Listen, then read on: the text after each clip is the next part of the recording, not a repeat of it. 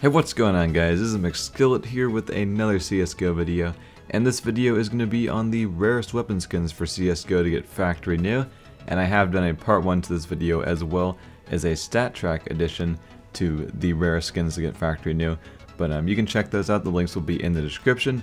But the Bloodhound update came out after my first video was made, so a lot of new skins were added that are rare to get factory new.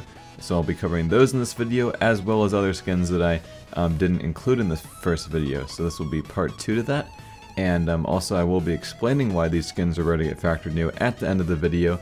I know I have explained it before, but I just want to make sure if there's any new viewers that haven't seen my previous videos on that, I will explain it at the end of this video. But let's get right into the first skin. Now, the first skin for this video is the Sg553 Bulldozer, and the factory new price for this is $40, which I think is a little low right now. Sometimes these can be worth like $80, and they might go up after the operation ends, but the minimal wear price and all the other conditions are like $15 to $10, so as you can see, factory new is always a lot more expensive for the skin because it's so much more rare to get. Now the next skin is the 5.7 Nitro. As you can see, a minimal wear one only sells for $3 right now, while the factory new one sells for $34. So this is another skin that might go up a lot after the operation because of how rare it is, and you know, some collectors try to get all the skins in the game factory new, even rare skins like this one right here. But next up we have the Desert Eagle Knight. Now this is a pretty cheap skin because it's not even a blue, it's the condition before the blue, and it is the factory new one is $15, while the other conditions are $1 or less.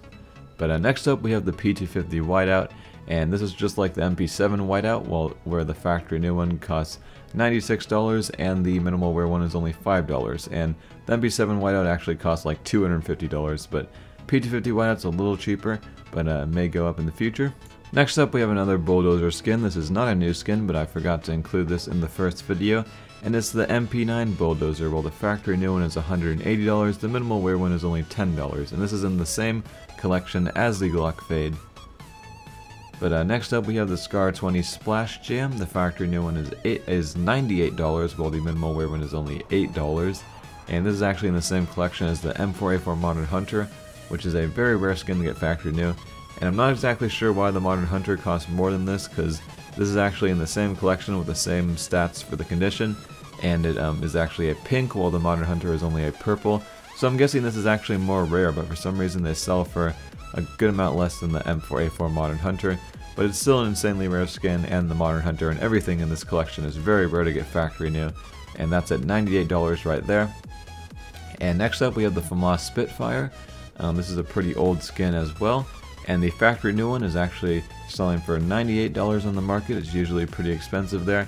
It still looks really beat up even when it's factory new, but this skin, the condition really shows on it, and the minimal wear one is only $18, so a lot cheaper than the factory new. But next up we have the Mag 7 Hazard. This is in the same collection as the Famas skin I showed before this one, and the factory new one is $62, while the minimal wear one is only $2.70, and I'm guessing only collectors would really buy this because it does look kind of bad since it's really beat up even when it's factory new. But I'm guessing collectors still try to get this, and it's very rare. So the factory new one's $62, and the final skin for this video is the pink ddpat, and the factory new one is $82, while the minimal wear one is $21. And of course this is in the same collection as the Masterpiece, and it can be used to trade up to the Masterpiece, but it's probably a lot more efficient to use the USPS Road Rash skins instead of this one, because I believe that one's a good amount cheaper. Now, if you're wondering why these skins are so rare to get factory new, I will be explaining it again in this video. Basically, every skin has a float value minimum and a float value maximum. If you don't know what float value is, it is the exact decimal that determines the amount of wear on a skin. The higher the float value, the more worn the skin is, and the lower the float value, the less worn the skin is. And if you go on csgo.stash.com, you can look at the different float value minimums and maximums on every skin in the game. And if you go into a skin like the pink ddpat or any skin in the game, you will see that the float value minimum is 0.06, and a skin with a 0.06 minimum is very hard to get factory new, because in order for a skin to be factory new, it has to have less than a 0.07 float value. So there's less than 0.01 a float value in between what you can actually get factory new, if that makes sense. So basically, there's a 1 and 80 chance of you actually getting a factory new skin when this drops, because I believe the game selects a random number for you between the max float and the min float. I'm not sure if I'm explaining this too well, but I hope that kind of made sense to you guys. You can ask questions in the comments if you're still confused on that, but that's just about it for the video, guys, and I'm Mcskillet, and I'm out.